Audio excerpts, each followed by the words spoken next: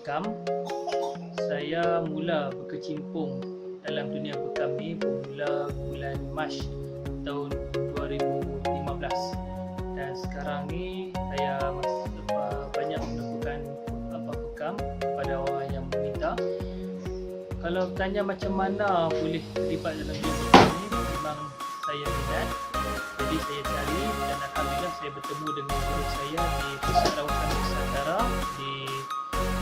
di bawah pengendalian Cik Lan.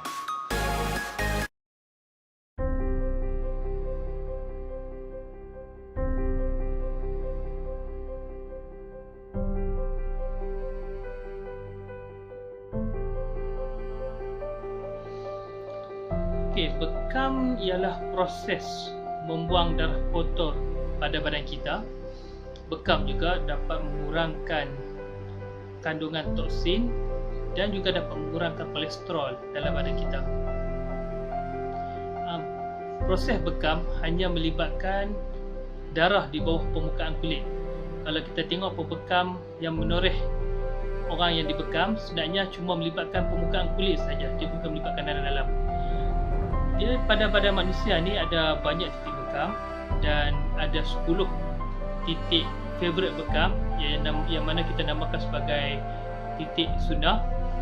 Yang pertama, titik bekam tersebut di atas, di tengah-tengah kepala ini, kemudian 2 titik di leher, kemudian 3 titik di bahu, 2 titik di pinggang dan 2 titik di atas betis.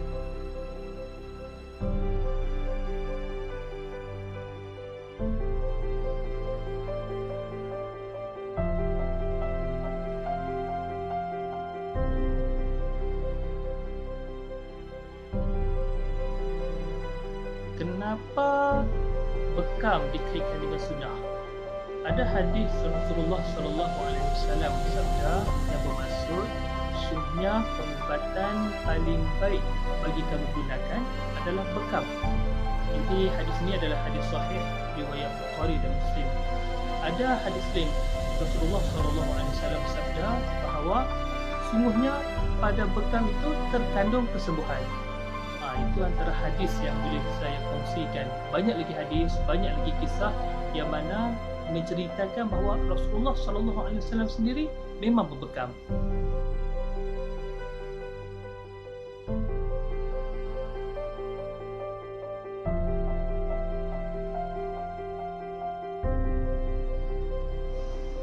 Kebaikan bekam seperti mana saya katakan di awal tadi, kebaikan utama bekam ialah dia dapat membuang darah kotor yang terdapat pada badan kita.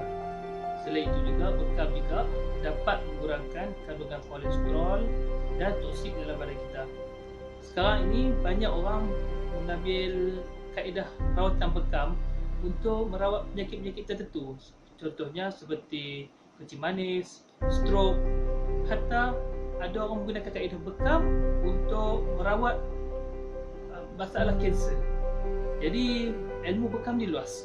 Dia banyak kebaikannya, tapi yang utamanya bagi orang yang tak ada penyakit, yang sihat, yang hendak melakukan bekam, kebaikan utamanya dia dapat membuang darah kotor pada badan kita.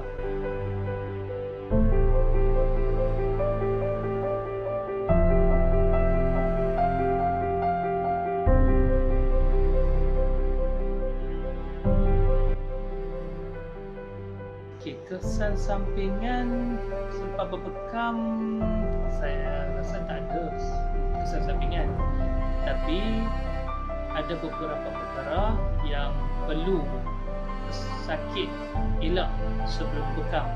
Contohnya, sebelum 3 jam sebelum berbekam, sakit diminta supaya tidak makan makanan berat. Selain daripada itu juga, kalau boleh jangan tak makan langsung sebelum berbekam. Kalau tak makan ni, selalunya dia akan membuat kesan sakit tersebut boleh pitam ketika berbekam. Dan selepas berbekam pula, sakit tidak digalakkan untuk terus makan, terus mandi atau terus tidur. Ini untuk mengelakkan mudarat kepada badan pesakit tersebut. Sebab kalau kita tengok macam contoh, sekiranya selepas berbekam pesakit terus mandi, dia akan beri kesan pada tempat bekam tersebut.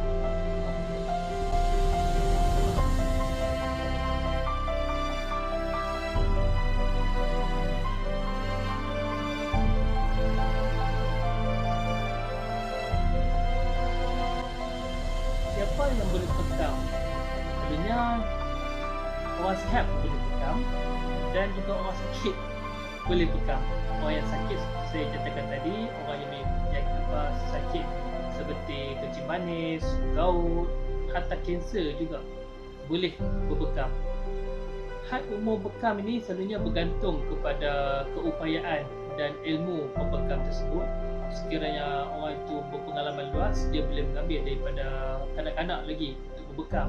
Tapi selalunya pembekam akan mengambil mereka yang remaja ke atas. Untuk mereka yang tak digalakkan bekam, ialah mereka yang mempunyai masalah darah tinggi, ibu yang sedang mengandung, dan wanita yang sedang haid. Itu secara umumnya. Ada lagi yang golongan yang tak boleh bekam, itu kena bincanglah dengan pembekam tersebut, adakah boleh bekam ataupun tidak boleh bekam.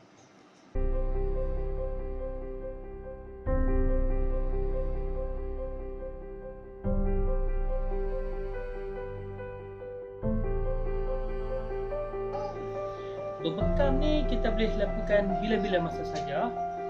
Dia cuma selalunya dibuat pada waktu tengah hari ini adalah antara waktu terbaiklah, sebab ketika itu darah sedang berada di atas permukaan kulit. Dan dalam hadis Nabi SAW ada menyatakan bahawa tarikh yang terbaik untuk melakukan bekam ialah pada 17, 19 dan 21 hari bulan Hijrah.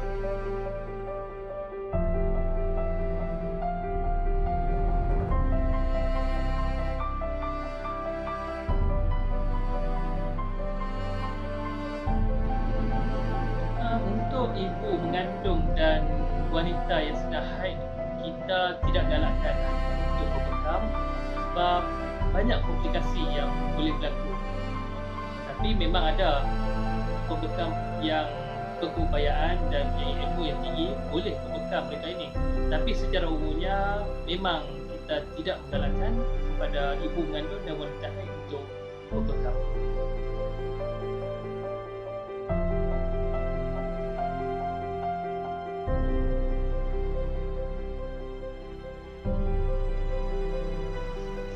Jika nak dibandingkan dengan rawatan moden, dia setiap rawatan ni nak dia ada kelebihan dan kekurangannya sendiri. Rawatan bekam ni cuma kekurangannya sekarang ni dia tiada kedudukan seperti mana rawatan moden. Rawatan moden sekarang ni kita tahu dia ada banyak kedudukan, banyak jurnal, banyak kajian yang dilakukan. Rawatan bekam ni dia tak ada satu dokumentasi, tak ada satu jurnal, tak ada satu rujukan sains yang dikumpulkan. Jadi sekarang ni banyak usaha yang dilakukan oleh pembekam supaya rawatan bekam ni juga akan dinaik tarafkan agar levelnya sama dengan level rawatan profesional. Bagi saya, rawatan bekam ada kelebihan dia sendiri dan rawatan profesional ada kelebihan dia sendiri. Terpulang kepada pesakit untuk memilih yang mana satu.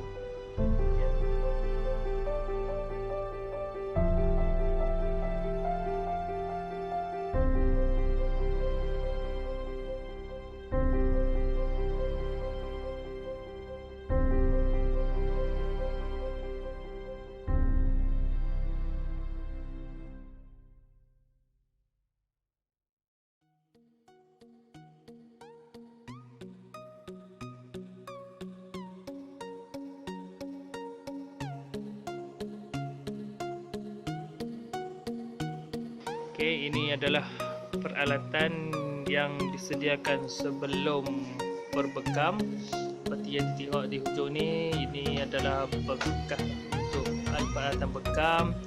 Yang di sini ada set pisau, tisu. Kemudian di sana, di sini ini ialah minyak untuk kita sapu pada pesakit nanti, dan ini ialah detos untuk cuci sekiranya berlaku kotoran. Di sini juga kita sediakan cold swab untuk sebelum kita berbekam nanti. Ini sebagai daripada apron untuk lapik.